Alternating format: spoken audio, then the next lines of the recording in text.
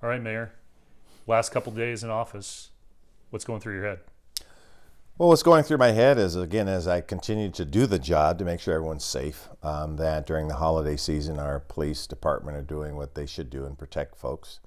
And I'm thinking about people that are leaving my administration, making sure as many have jobs, they still have bills to pay, and many of them are doing well. So I'm enjoying the holiday season and still thinking about others.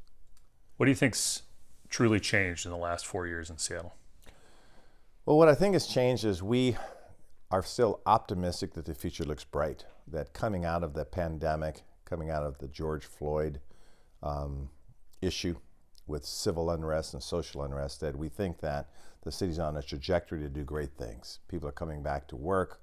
We have funds for housing, public safety. Trajectory looks good and promising. So I think that in the last 4 years, the ship could have gone several ways, but it's going in the right direction.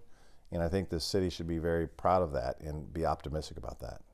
Was there a decision you made in the last 4 years that seemed politically right at the time, but that you now look back on that you wish was handled differently? You know, that's a good question. I suppose if I really took the time to analyze it in those terms, yes, I'm sure. But as I try to tell young folks wanting to go into politics or business or law, is that you make your decisions and you own them and you use it on everything you do, your instincts, your research, best practices.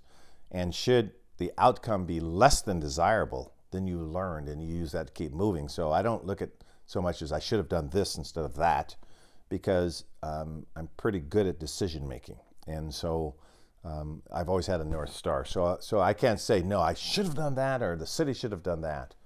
You have to learn. And what we're very proud of is, by and large, when you look at cities across the country, there was no embezzlement. I mean, there's no scandals. That we have some really tough issues.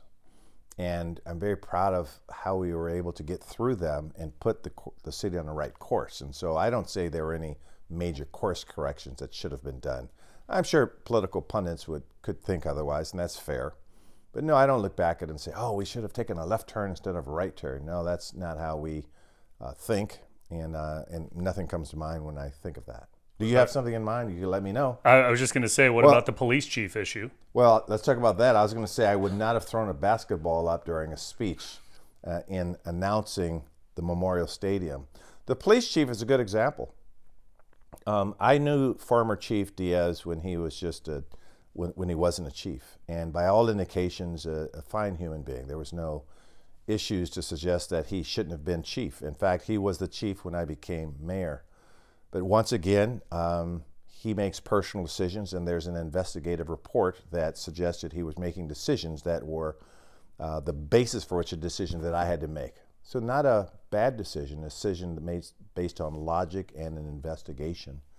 And so my choices were very simple. My choices were to terminate him or to allow him to do very well in another job still with the police department, or to keep him. There's sort of three choices, right? I'm sure there could have been other choices. And what I chose to do, recognize that he still had a skill set, is put him in a special position where I thought that he could still do some really good work. And then the investigation revealed some findings that we did not know. And then we made another decision. So again, that's a logical sequence of decisions that I think any smart mayor would make. But in terms of the closest thing to a scandal, I'd say that was probably it in the last 4 years.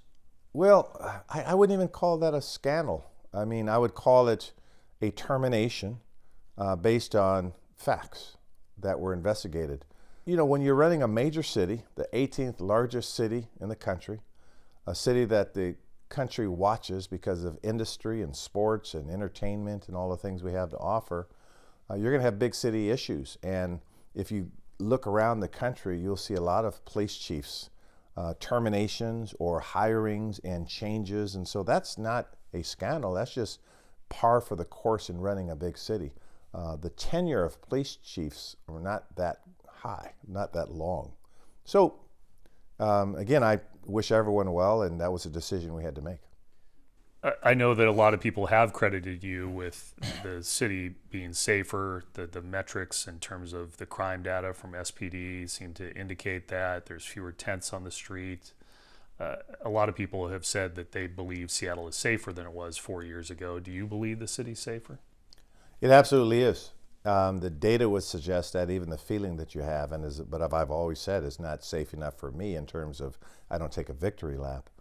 The interesting thing about crime is when crime rates just skyrocket and they're really high, everyone blames the politicians.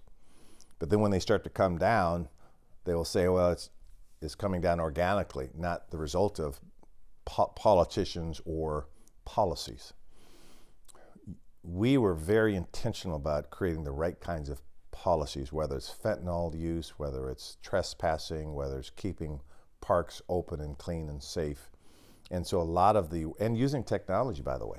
And so I don't know what the new administration is going to do relative to technology, but we would use technology, safe technology, to protect people. And so no, I think the city has become remarkably safer and cleaner and more civil. Because as I've said, you've heard me say on many occasions, I wouldn't be satisfied until I could take my grandchildren anywhere around the city and feel safe. And we're not at that point. So you did hire a chief to replace Adrian Diaz. Well, you hired a couple of them. You had Sue Rard there on the interim level, and then Sean Barnes now as well. There were questions after the election about whether Sean Barnes would be kept on as police chief. Did you give any sort of advice to the mayor-elect about what to do with Sean Barnes? I didn't directly, but my chief of staff, Andrew Meyerberg, had many discussions with their administration during the transition. So I wasn't giving direct advice, but Andrew Meyerberg, I can't speak volumes enough about how capable he is. So I'm sure he just said the truth, that Chief Barnes is an outstanding chief and makes good decisions, and he's a good leader. You were just talking about public safety and issues that you were trying to implement technology. Was there a public safety promise that frustrated voters the most, and was it hard to deliver on? Well, no. I mean, we promised to create the care department, and people wanted it. I heard candidates saying, well, let's do it bigger and faster and the whole bit.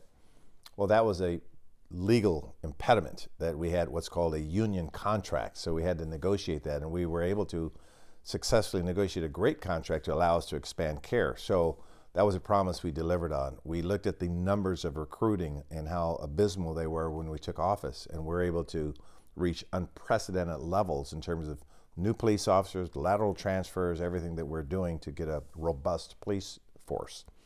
So we were able to deliver on that. Again, there's a big issue on the real-time crime center technology that I'm a big supporter of, and because of immigration issues, there's always some pushback, and privacy issues, the pushback. I get that. So I would like to see that deployed, even though there's been opposition. If you talk to a lot of people in the community, there's a lot of support as well. And so that's one area where we haven't fully deployed that technology, and we'll see how it plays out with the new administration. We were just talking about homelessness, and that was one of the issues 4 years ago that a lot of people were focused on as being the top issue in Seattle. Now that you spent 4 years in the mayor's office, plus those few days at other time, what did you learn about homelessness that surprised you after becoming mayor? What do you think the public doesn't understand about the issue in Seattle? That's a good question, Chris. I think what the public doesn't understand is that when we remove people from an encampment, that we are fully committed to sheltering that person, to making sure their needs are met, and it could be beyond shelter, it could be employment services, drug addiction, that there was no directive from our administration, from me personally, to say, irrespective of this person, get that person out of here. I don't care about their warmth or their health. That the teams we had in place were very compassionate and very empathetic. To the observer, they may interpret it as being different because they see this person moving from A to B. And when I said that most of the people that are unhoused here are not unhoused in Seattle, the reason I was making that point very clear is that it was a revolving door. That the more people we house, the more people we shelter, the more people we treat, that there continues to be a stream of people still coming, and it's very tough to do without a true regional approach. And creating a regional approach is the tough work, and one mayor can't be responsible for that. Now, Mayor-elect Wilson was very critical of that we couldn't move the needle, but we'll see the way that plays out, because she will soon see that unless you have a truly functional regional approach, that it's the problems to solve it in Seattle with Seattle resources is a tough challenge, and I think people misunderstood that. And there's a new leader as well with King County Executive's office. What kind of advice have you given to either Gurmai or the Mayor-elect Wilson about the KCRHA and the future of the KCRHA? You know, Gurmai's a good friend, and I haven't really said I've given them advice. I've just given them my impression of the state of affairs. I continue to believe in a regional approach. Seattle can't solve it alone, and these are my friends, mayors of Kent or Federal Way or Renton or Auburn. These are good people committed to the same issues. And so I'm hopeful that Gurmai realizes the urgency and the need for a regional approach. Now, what does that mean? And that's the work I started to do right toward the end. It means adopt a policy regarding tiny homes, adopt a policy regarding park removals, and have it consistent throughout the county, which we do not have. So I'm looking upon the staff and the administration of the Regional Homelessness Authority to push these issues, and I started to do that work. In fact, I left a motion on the table about whether we would adopt a tiny home policy and how we use tiny homes. So it's going to take an effective, strong leader to do that work, and I'm optimistic that Gurmai will lead the way. How do you balance this idea that there's a lot of people who want more police accountability?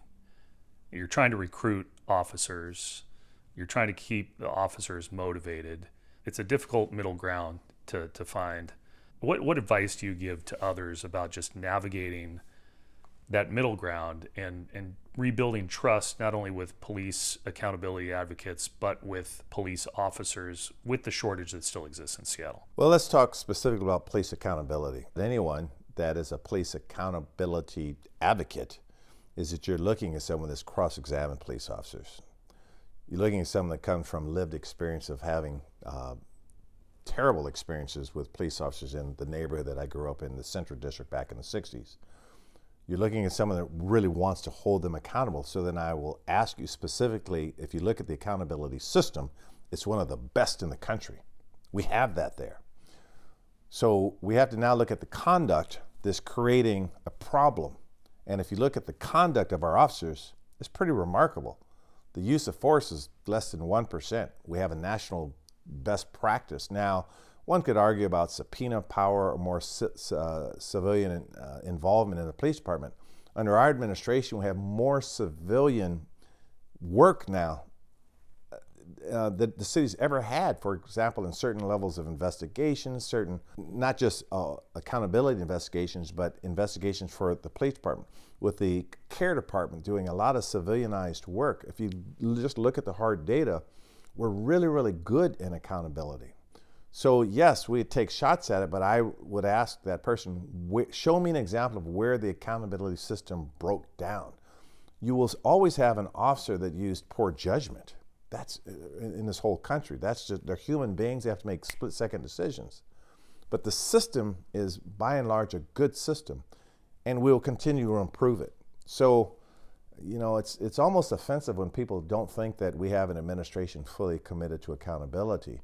Again, a lot of these conditions are bargained for. And while you're trying to recruit, as your question points out, you're trying to recruit, we're also trying to make sure that you have the right accountability systems, and we've done a remarkable job at that calibration. I would challenge anyone that could really do it better.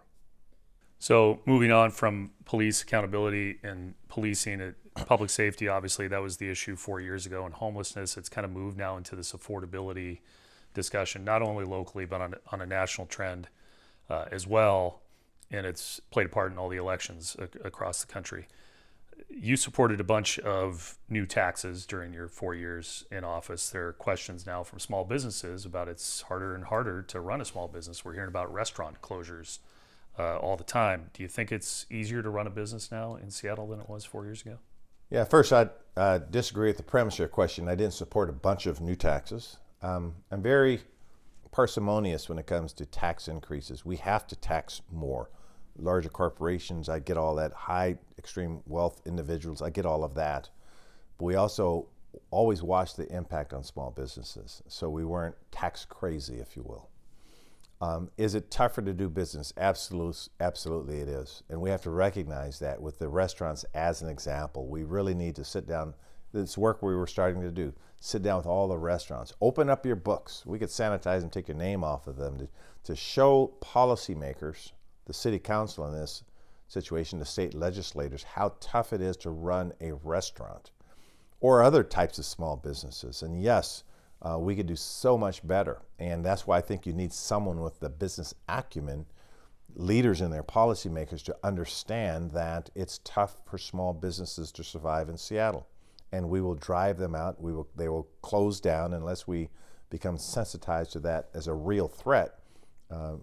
We will miss the mark. I know the downtown activation plan was a big part of what you worked on over the last 4 years.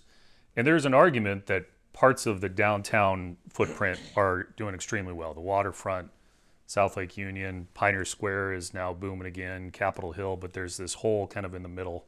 The retail core, we just heard about another business moving out of Westlake Center. Westlake Park is getting renovated. Pacific Place is still half empty. What's been the challenge with getting that part of the city moving again? Yeah.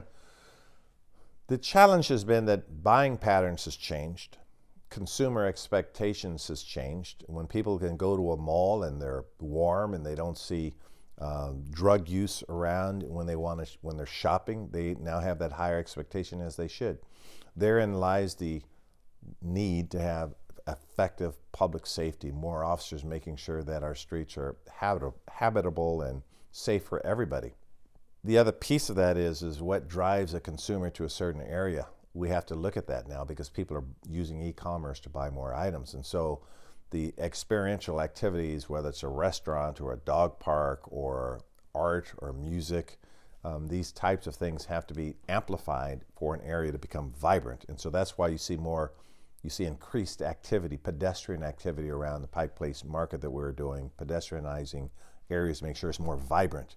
That's why you saw a strong emphasis on child care from our administration, because people want to be safe and they want to be around other people and they want to see the synergy of groups. So this can't be done overnight. And we had in our Office of Economic Development a lot of plans that we are implementing. And that's why you saw us, again, pedestrianize certain areas. It wasn't because we hated cars, it's because we're trying to create more of an experiential activity in the economic development areas. What's the hardest truth about governing Seattle that voters may not want to hear? The hardest truth about governing Seattle, I think, is I don't think Seattle's unique in this issue.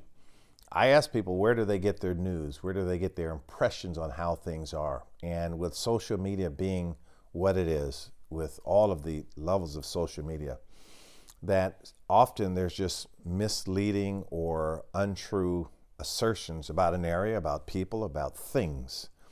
And that sort of becomes a reality. And so to give you a specific example, if we just went to the worst areas of Seattle and put a camera there and started doing quick excerpts on the most tragic areas of our city, it looks like that's everywhere else in the city. And we could create a narrative to suggest that, when in fact there's still a lot of beauty in this city, a lot of good things in the city. And so I think often social media has the ability to create a reality that is far from reality. And we have to watch that. And we also don't want everyone to think everything is rosy and perfect as well. So the calibration of speaking the truth and exaggerating the truth, I think sometimes distorts reality, and that's dangerous for policymakers. So it sounds like you think that criticism that came through social media of what was going on during the last 4 years is unfair. Well, it wasn't so much talking about me, as I think I said in my response, that this happens on a national basis. President Trump's a great example of his influence on social media. It's just the reality of 2025 and 2026. Yes, it also affected our administration, but it's affected every administration, I think, where social media is so prevalent. And we're a very technological savvy city, and so here, it's certainly the case here as well. What kind of conversations have you had with the next mayor-elect? No conversations directly. My chief of staff, Andrew Meyerberg, who I talked about earlier, was handling the lead on transportation. But the brief conversation we had has been very productive. And again, we've been completely supportive. Everything that the new administration has asked for, we've delivered information to them, tried to make the transition as positive and as smoothly as possible. What would you advise her to focus on in the first 90 days? For the first 90 days, of course, with the inclement weather we're having here, today's a beautiful day, but make sure that the transportation dollars are spent wisely. I was very pleased to see the City Council presentation from my transportation department was very positive.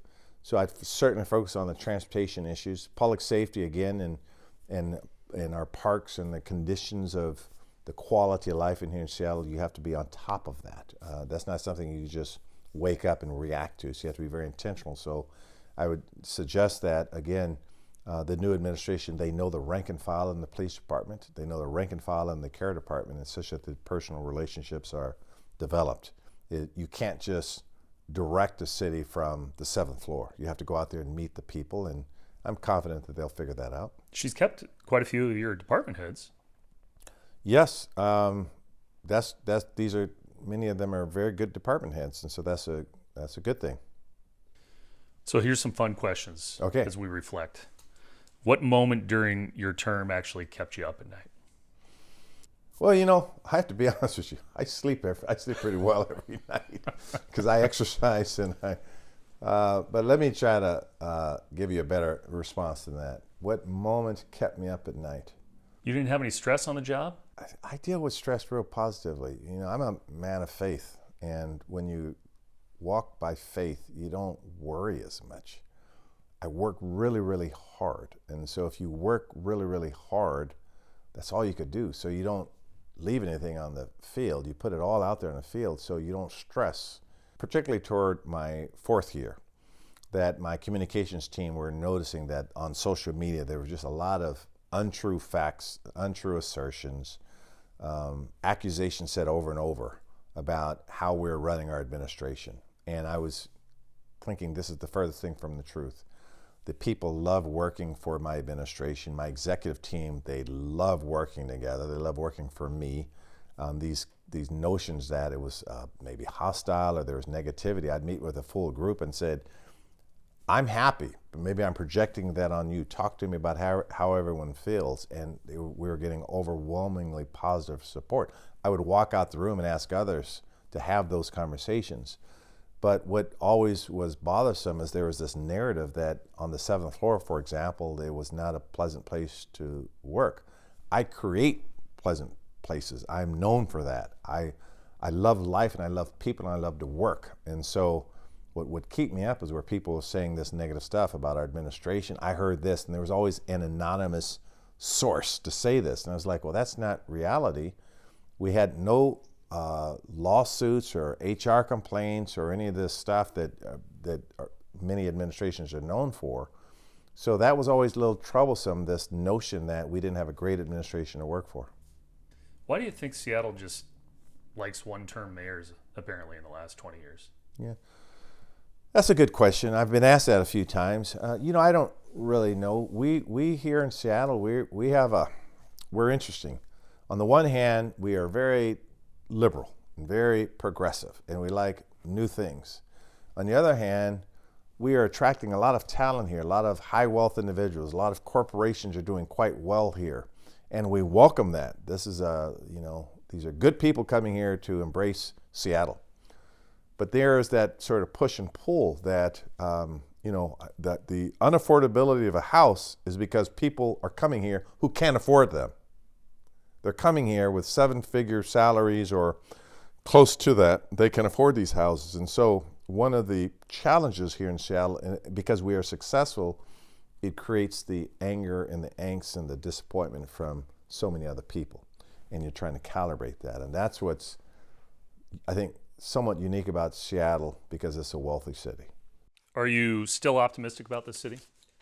I'll tell you what I'm optimistic about. Yes, is a short answer. Is someone once told me that We would only be a great city when every child is safe and are optimizing who they could be. And with the education levy passing, where every child that graduates from Seattle Public Schools will be able to go to college for 2 years. Perhaps they could take English as a remedial language. They could brush up on their math skills. They could learn how to code. They could learn arts. They could have an apprenticeship with these great maritime jobs. And we have mental health supports for these kids. We have mentoring for these kids. And we'll have officers around the schools to make sure they're safe. That I'm optimistic about the future for our children. And for me, as someone that went to Seattle Public Schools, K through 12, University of Washington, I'm particularly optimistic that we have the foundation for our children. That's what I'm most excited about. So as we sit here, a couple of days left, do you have relief, pride, or unfinished business? Oh, that's a good question, Chris. I have unfinished business. I still have a lot of energy. So I still love this city. So I have a lot of friends that want me to do a few things, and I'm not going to retire. So I don't know. I don't even know how to spell retirement. Let's see, R-E-T. I have a lot of energy. So unfinished business, but I'm eternally grateful for the city. I spent 16 years as an elected leader in this city, and I hired a lot of great people, and we did a lot of great work. So I'm very thankful to the city. And I also don't want a city to go astray. And it can. It's done that in the past with bad policy and some ineffective leaders. So unfinished business is the choice of three that you gave me. Okay, and we'll end with this. If Seattle voters could only remember one decision you made, what do you want it to be, and which do you fear it will be? I would say, if you take a look at the waterfront and the new Memorial Stadium and the Pike Place Market, and you see the beauty of what the city has become, I'd like them to know that I played a role in that. And you look at the almost $4 billion of investments that I proposed to the voters and they passed. Transportation, housing, and education. That every kid that goes to Seattle Public Schools will be able to go to college for 2 years for free. I want them to think of me or our administration about what we did, and think of the mayors before me, because I built on what they did. That's my one Seattle vision. It's not just about me. It's about the building blocks of people that came before me and the people in my administration around me. That's what I hope. My fear would be that they look at a termination decision I made of the chief, as you mentioned earlier, or the challenges in the Regional Homelessness Authority, or the unaffordability of a house. And they say, oh, you know, that Harrell and those administration, those politicians, they were responsible for that. Well, those are the costs of running a major city. And I suppose no politicians want to be remembered for the challenges that they left behind. That was all I had for you. Yeah. And I still didn't ask you a Sonics question. That's fine. Because if the Sonics come, it's not on my watch, and so. But I'm optimistic. Good. All right. Thanks, Chris. Thanks for taking the time.